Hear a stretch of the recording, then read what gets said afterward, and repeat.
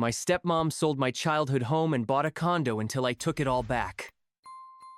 I still remember the day I found out my childhood home was gone. It wasn't just a house, it was a piece of my soul. A 2-story haven in Evanston, Illinois, where my dad, Ethan, poured his heart into every brick and beam. He'd built it himself back when I was too young to understand what that meant, and over the years it became our sanctuary. I'd spent endless summers on that porch with him, listening to cicadas while he taught me how to tune up my first bike. He passed away 7 months ago, taken by lung cancer that crept up too fast, and in his final days, he made me a promise. "That house is yours, Sophia," he'd said, his voice weak but firm, his hand clutching mine.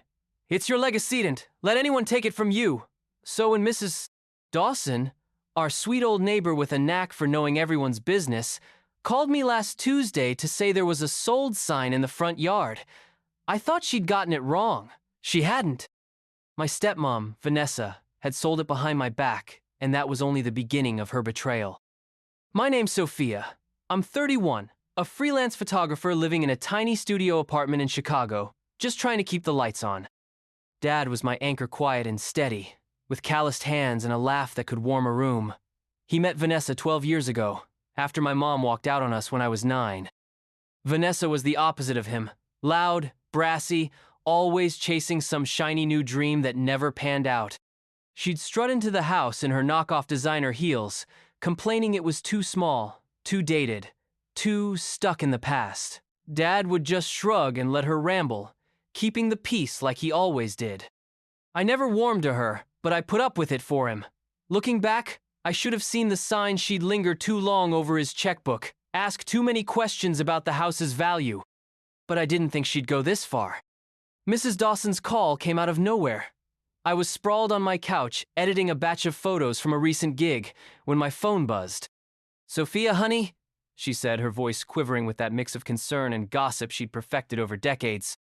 "I hate to bother you, but I saw Vanessa with a realtor a while back, and now there's a sold sign out front went up last week. I thought you should know." My stomach twisted.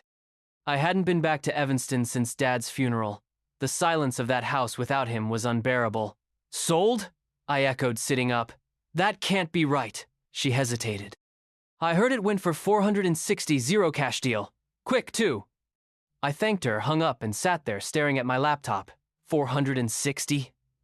Zero? Dad's will was clear. The house was mine. Vanessa got his savings. 70. Zero. Give or take, and that was it. I'd sat with his lawyer, Mr. Patel, going over every line after Dad passed. So what the hell was going on? I called Vanessa right then, my hands trembling as I dialed. She answered on the 4th ring, her voice syrupy sweet. "Oh, Sophia, how lovely to hear from you." I didn't waste time. "Did you sell the house?"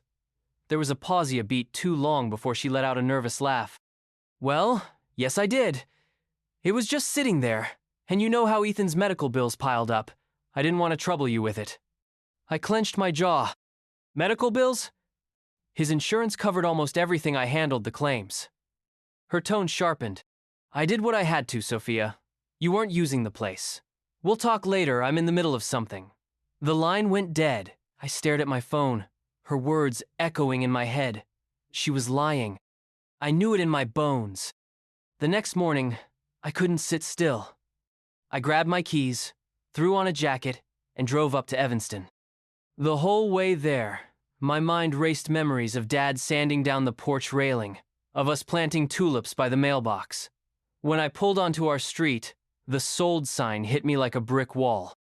It was real, glaring red and white, stabbed into the lawn.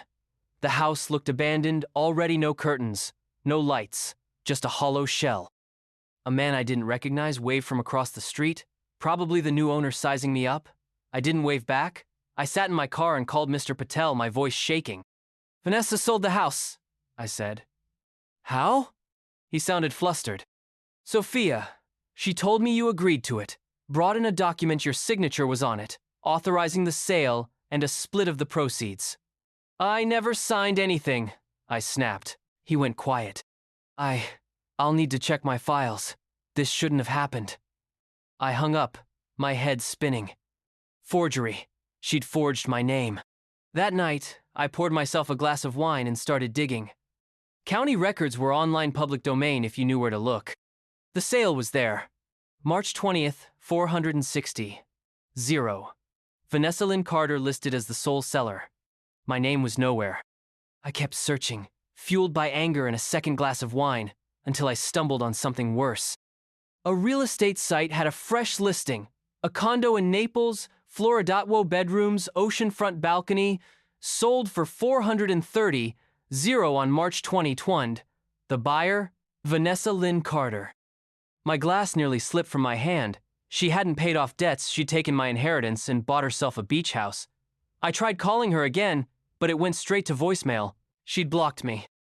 I couldn't do this alone. My dad's sister, Olivia, was the only family I trusted. She lived in Naperville, a tidy suburb an hour west, and she despised Vanessa from the start. That woman's a leech, she'd say whenever Dad wasn't listening. I drove to her place the next day, a Thursday, and we sat in her kitchen, steam rising from our coffee mugs. "She sold it, Liv," I said, voice breaking. "Forged my signature. Bought a condo with the money." Olivia's eyes darkened. "Ethan would have torn her apart for this. We're not letting her get away with it." My cousin Lucas, her son, wandered in 27, wiry, with a sharp mind for numbers. "I can track the money," he offered. "Bank records, transactions, I'll find it." Olivia nodded. "We need a plan. Something big where she can't dodge us." We settled on a memorial dinner for Dad, set for the following Saturday at Olivia's house. She'd invite the whole family, cousins, uncles, Vanessa under the guise of honoring Ethan's memory. Vanessa texted back within an hour. "Looking forward to it. Ethan deserves this." She had no clue. Over the next few days, I gathered everything I could. The sale documents, the condo listing, a shaky photo Mrs. Dawson had sent me of Vanessa with the realtor outside the house. Lucas came through Friday night, dropping a stack of papers on Olivia's table. "Her bank account," he said. 460, 0 deposited March 21st. No debt payments, just a wire to the Florida title company. Olivia smirked. "She's finished." I looked at them both, my resolve hardening. The dinner was tomorrow. Vanessa would walk in smiling, and I'd make sure she left in ruins. The day of the memorial dinner arrived, and I could barely keep my hands steady. Olivia's house in Naperville buzzed with quiet anticipation as family trickled in, cousins I hadn't seen in years. An uncle with a bad knee, a few of Dad's old friends from his construction days. The dining room table was set with a spread of casseroles and a framed photo of Ethan, smiling in his favorite flannel shirt. I'd spent the morning with Olivia and Lucas, triple-checking our evidence, the sale records, the condo listing, Vanessa's bank statements. It was airtight. Vanessa was due any minute, and when she walked through that door, I'd make sure everyone saw her for what she really was. Olivia squeezed my shoulder as we stood in the kitchen watching the clock. "You ready for this, Soph?" she asked. Her voice was calm, but her eyes had that fierce glint I'd seen when she fought for Dad after Mom left. "Yeah," I said, though my stomach churned. "She's not wiggling out of this one." Lucas smirked from the counter, flipping through the papers. "She'll try. Bet she's got some sob story ready." He was right, Vanessa always had a knack for playing the victim. But not tonight. The doorbell rang at 6:15 p.m., and there she was. Vanessa swept in like she owned the place, wearing a black dress that screamed grieving widow, her blonde hair teased high. She clutched a tissue she didn't need, dabbing at dry eyes as she hugged Olivia. "Oh, Liv, it's so good to see everyone honoring Ethan," she cooed. I stood by the stairs, arms crossed, watching her work the room-kissing cheeks, laughing too loud. Uncle Ray, Dad's older brother, pulled her into a bear hug. "You've been through so much, Ness," he said. I bit my tongue. She hadn't told them a thing. Dinner started smoothly enough. Olivia gave a short toast to Dad, her voice cracking as she talked about his love for building thingshouses, families, memories. People nodded, raised their glasses. Vanessa sat across from me, picking at her plate, smiling at every compliment. I kept quiet, waiting. Halfway through the meal, Olivia caught my eye and nodded slightly. It was time. I stood up, glass in hand, and cleared my throat. "I'd like to say something about Dad, too," I began. Heads turned my way. Vanessa's smile froze. Dad was all about trust, I said, my voice steady despite the pounding in my chest. He built that house in Evanston for us, me and him. He promised it'd be mine someday, a piece of him to hold on to. It meant everything to him. I paused, letting that sink in. Uncle Ray nodded, his brow furrowing. Vanessa shifted in her seat, her fingers tightening on her fork. So you can imagine how I felt, I went on, when I found out 2 weeks ago that it'd been sold, without my knowledge, for $460. A murmur rippled through the room. My cousin Tara, sitting next to Lucas, gasped. What? She whispered. I locked eyes with Vanessa. Care to explain that, Vanessa? Her face went pale, but she recovered fast, forcing a laugh. Sophia, honey, this isn't the time. We had debts, Ethan's bills. I didn't want to burden you. Her voice dripped with fake concern, and it made my skin crawl. Olivia stood up beside me. Debts? She snapped. Ethan's insurance covered those bills. Sophia handled it herself. Try again. Vanessa's eyes darted around, searching for an ally. Uncle Ray frowned. Ness, what's she talking about? I didn't give her a chance to spin it. She sold it March 20th. I said. Pulling the sale record from the stack, Lucas slid across the table. Her name's on it. Mine isn't. And 2 days later, she bought a $430 condo in Naples, Florida. I held up the listing printout, the glossy photo of her new beachfront getaway staring everyone down. The room erupted. Tara's jaw dropped. Are you serious? She said. Uncle Ray leaned forward, his voice low. Vanessa, is this true? She stammered, clutching that useless tissue. Two had to. The house was falling apart, and I needed somewhere to live. Falling apart? I shot back. Dad kept it perfect, you just didn't like it. And you didn't need my signature to sell, did you? Because you forged it. I slapped the document, mister. Patel had sent mean authorization with my name scrawled in her shaky handwriting onto the table. Olivia grabbed it, holding it up. Look at this! She faked it! Vanessa's face twisted, her mask slipping. That's not true! Sophia, you're upset. I get it, but don't lie about me. Lie? She was calling me the liar? Lucas stood up then, calm as ever.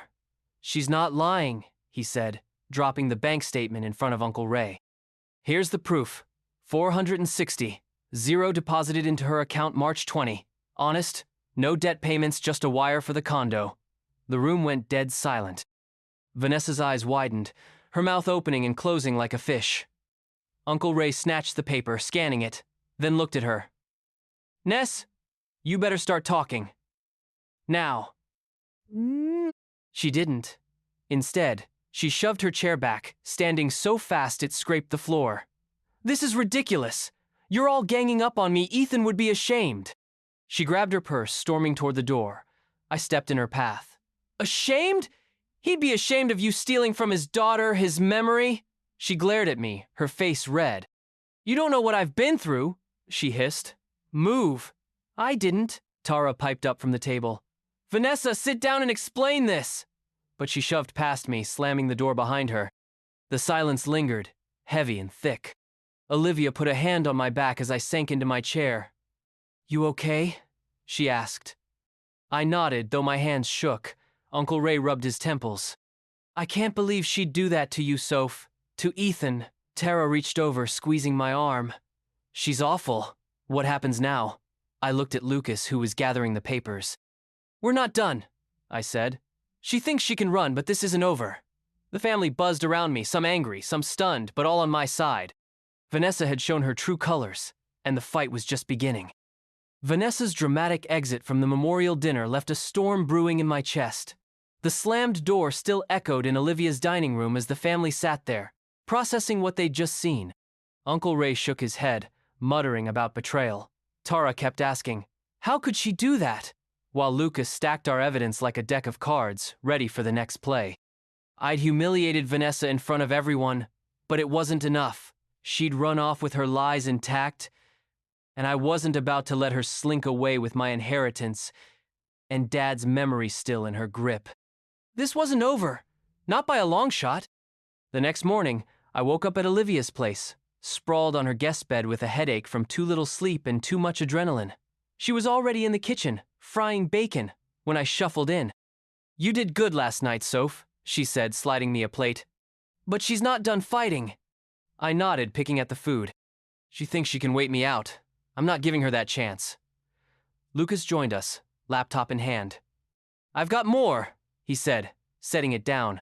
"Her condo's title came through yesterday, fully paid. No mortgage. She's already moved in." My fork stopped halfway to my mouth. "Moved in? She's in Florida?" Lucas nodded. "Left 2 days ago. According to her bank activity ATM withdrawal in Naples." That lit a fire under me. Vanessa wasn't just dodging us, she was settling into her stolen life. I spent the day on the phone with Mr. Patel, who'd finally pulled his head out of the sand. "The forgery's clear," he admitted, his voice tight. "I should have caught it. I filed a complaint with the Bar Association against myself, Sophia, and I'm ready to testify if you sue." I thanked him, but legal talk felt slow. I needed action. Olivia saw the look in my eyes. "What's the plan?" she asked. I took a deep breath. "I'm going to Naples. Confront her there. She can't hide from me in person." 2 days later, I was on a plane, Olivia and Lucas with me. We'd pooled our cash, Olivia's savings, my last photography paycheck, Lucas's freelance gig money to make it happen. The flight was tense. The three of us huddled over a map of Naples I'd printed, circling Vanessa's condo address. 1420 Gulf Shore Boulevard. "She'll flip when she sees us," Lucas said, grinning. Olivia snorted. "Good. Let her squirm." I didn't say much, just stared out the window as the clouds thinned over Florida. This wasn't about revenge anymore, it was about justice. For Dad. We landed in Naples late Thursday afternoon, the humid air sticking to my skin as we rented a beat-up sedan and drove to her building.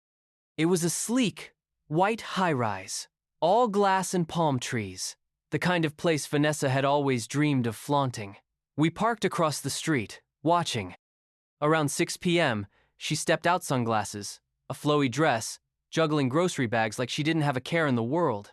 My fists clenched. "There she is," I said. Olivia grabbed my arm. "Wait, we do this smart." We followed her inside, flashing fake smiles at the doorman, and took the elevator to the 5th floor, unit 504, per the title doc. I knocked hard, my heart pounding.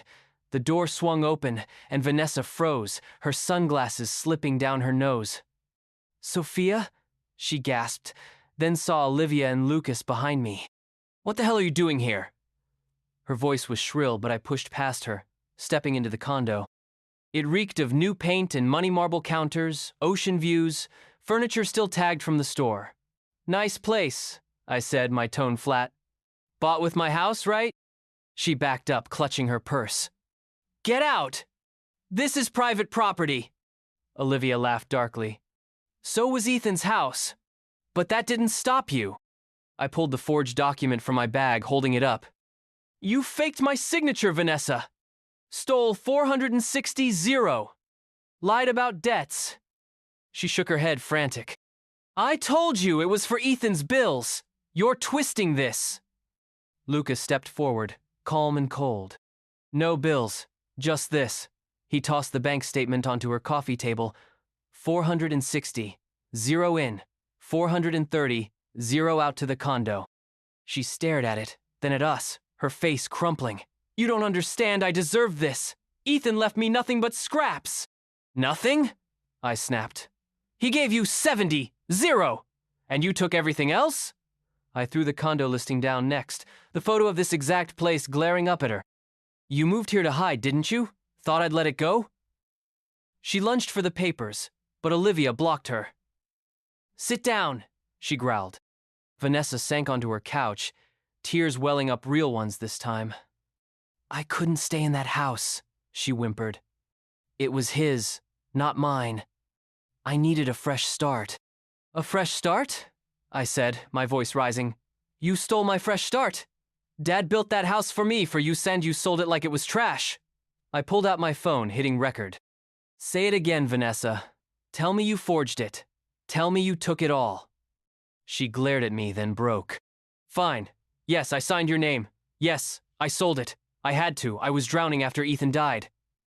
The confession hung there, raw and ugly. Lucas nodded at me. Got it? I stopped the recording. Got it. She stood, shaking. What now? You ruined me? Take this place? I leaned in close. You ruined yourself. I'm taking this to court: forgery, theft, all of it. And this? I waved at the condo. Enjoy it while it lasts. Olivia smirked. Lawyers already drafting the suit. Ethan's will stands, you're done. Vanessa sobbed, collapsing back onto the couch. But I felt no pity. She'd made her choice. We left her there, the door clicking shut behind us. In the elevator, Lucas high-fived me. That was badass, Soph. Olivia hugged me tight. Ethan's proud right now, I know it. I nodded, the weight lifting just a little. The truth was out, recorded, undeniable. Vanessa could cry all she wanted, but she couldn't run from this. Not anymore. Walking out of Vanessa's condo felt like shedding a heavy coat I'd been wearing too long. The humid Naples air hit me as Olivia, Lucas, and I stepped onto the street, the high-rise fading behind us. That recording, Vanessa's voice cracking as she admitted to forging my signature and stealing my inheritance, was burning a hole in my pocket. It was the key to everything, and I wasn't letting it go to waste. She tried to erase Dad's promise to me, but I was taking it back, piece by piece. The fight wasn't over, but the tide had turned, and for the first time in weeks, I could breathe. We flew back to Chicago the next day, the three of us exhausted but wired. Olivia kept replaying the confrontation in her head, laughing about Vanessa's drowning excuse. She's drowning in that condo now, she said, smirking over her airport coffee.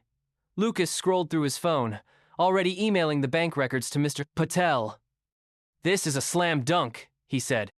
Forgery, fraud, theft, she's cooked. I nodded, staring out the terminal window. It wasn't just about winning anymore, it was about Dad, about honoring what he'd wanted for me. The legal ball started rolling fast. Mr. Patel, eager to make up for missing the forgery, filed a lawsuit against Vanessa within a week. The complaint was brutal. Fraudulent sale of property, falsification of documents, breach of fiduciary duty as executor of Dad's estate. We attached everything: the sale records, the condo purchase, the bank statements, and that damning audio. I listened to it again in Olivia's living room, her shaky, "Yes, I signed your name," echoing through the speakers. That's gold, Olivia said, arms crossed. No jury's letting her off with that. Mr. Patel agreed. She'll settle, he told me over the phone. She can't fight this and win. He was right. 2 weeks later, Vanessa's lawyer, a sleazy guy from Miami, called with an offer. She'd sell the condo, return the $460, zero to me, and pay my legal fees, but only if I dropped the criminal fraud charges I'd filed with the Naples police. I sat on Olivia's couch, the phone on speaker, weighing it. She's scared, Lucas said. Prison's on the table if you push. Olivia leaned in. Take the money, Soph. She's already lost, don't drag this out. I thought about Dad, how he'd hate seeing us in courtrooms for years. Fine, I said. But I want it in writing, she admits it, all of it. Her lawyer grumbled but sent the agreement. Vanessa signed it. I acknowledge I acted without authorization in selling the Evanston property. It wasn't an apology, but it was enough. The condo sold in early May, a quick deal for $445, zero less than she'd paid, which felt like a small victory. The money hit my account 3 weeks later, minus her legal cut and mine. I stared at the balance, $438, zero after fee-sitting in Olivia's kitchen. What now? She asked. I didn't know. The house was gone, bought by some couple from Milwaukee who'd already moved in. I drove by once, just to see it, but it didn't feel like mine anymore. The porch swing was back, but it wasn't Dad's. Maybe I'll buy something new, I said. Start over. Lucas grinned. Beach house in Naples? I laughed, the first real laugh in months. Maybe. Vanessa disappeared after that. Uncle Ray called me a month later, saying she'd texted him some vague goodbye moving west, maybe California, no details. She's cut us all off, he said, his voice heavy. I'm sorry, Soph. I should have seen her for what she was. I told him it wasn't his fault. Tara reached out too, offering to help me house hunt if I wanted. The family rallied around me, closer now than we'd been since Dad died. Vanessa's betrayal had broken something, but it built something else trust with the people who mattered. I think about her sometimes, wondering if she regrets it.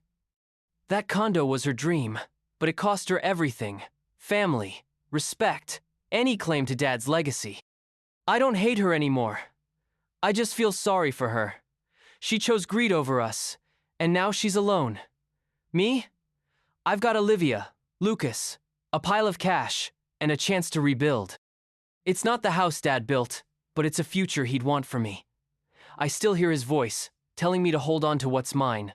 I did, in the end. So here's my question for you all.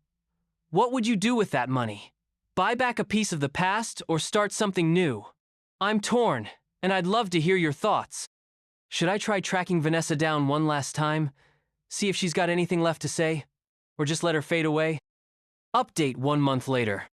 The money's still sitting in my account, untouched. I've been looking at small houses in the Chicago suburbs. Nothing fancy.